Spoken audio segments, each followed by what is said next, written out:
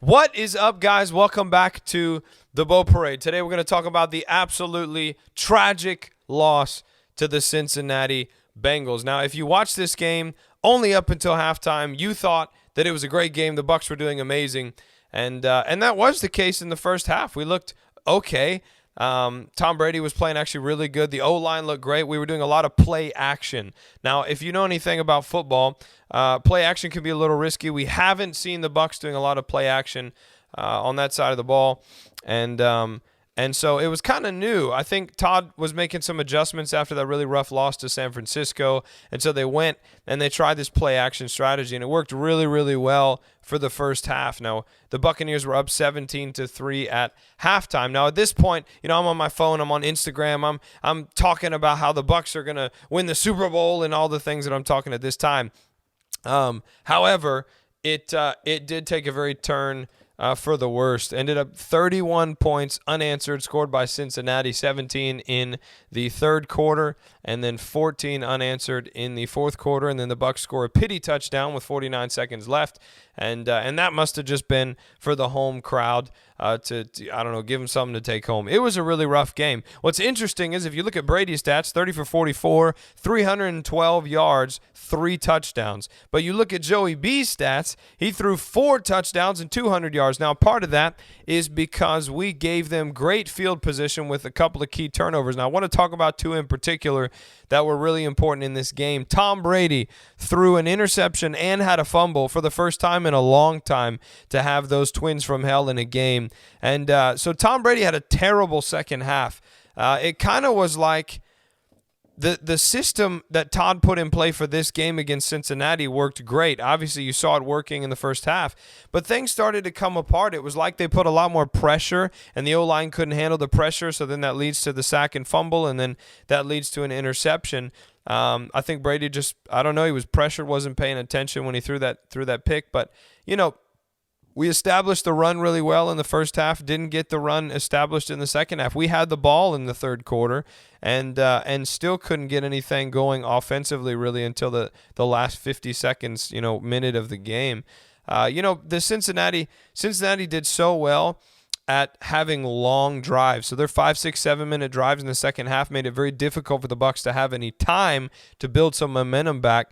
And obviously 4 consecutive turnovers led to some pretty dangerous opportunities for the Bengals, especially going forward on fourth, not converting, interception, fumble, recovered by Cincinnati, and then all of a sudden now it was a very difficult game. And so it was nice. I mean, the first half, it was like if the Bucs could play 2 halves like that, we could win the Super Bowl. But any given Sunday, football doesn't work that way.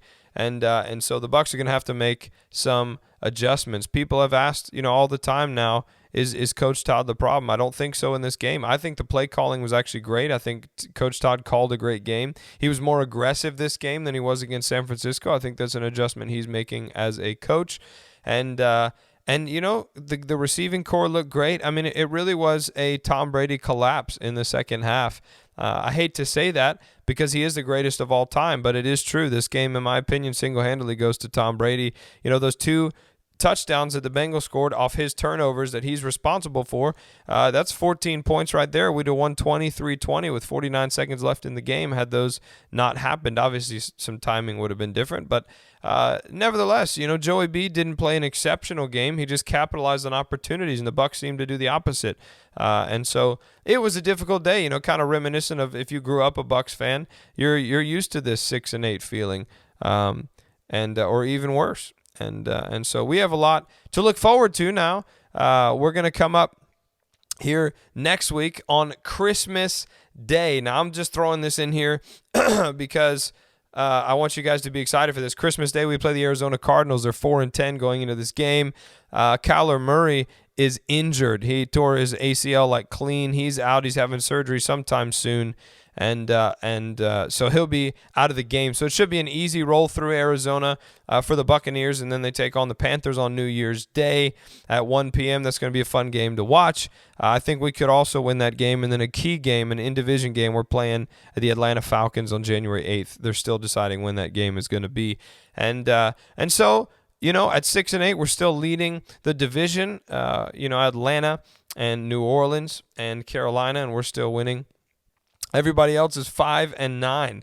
And we're still winning the division at 6-8, which is unbelievable. Obviously, there are teams that have 9 wins and still aren't winning their division, but the Bucs have still the opportunity to make the playoffs. And you never know, Tom Brady could kick it into high gear, and we could see another great Super Bowl win. But if not, it's okay because we're used to it as Buccaneers fans. So that's that. Well, please like and subscribe. As always, we appreciate you guys sticking with us. We're trying to make this a fun, friendly culture for Tampa Bay, a sports culture. And we believe the Boat Parade is the perfect way to sum up what Tampa Bay is all about sports-wise. You can see the ad in the background here as I turn around and look at this. But these are the highlights that you've been watching from the Bahamas. But it's the Bengals game was on the highlights in the background. But anyway, we love you guys. Thank you so much for riding this wave with us. And we will catch you guys next time on the Boat Parade. You know you can look me in the eye. It's all because of Jesus. He the reason I'm alive. I live by faith, by grace. You know that I ain't gotta strive. They told me tone it down.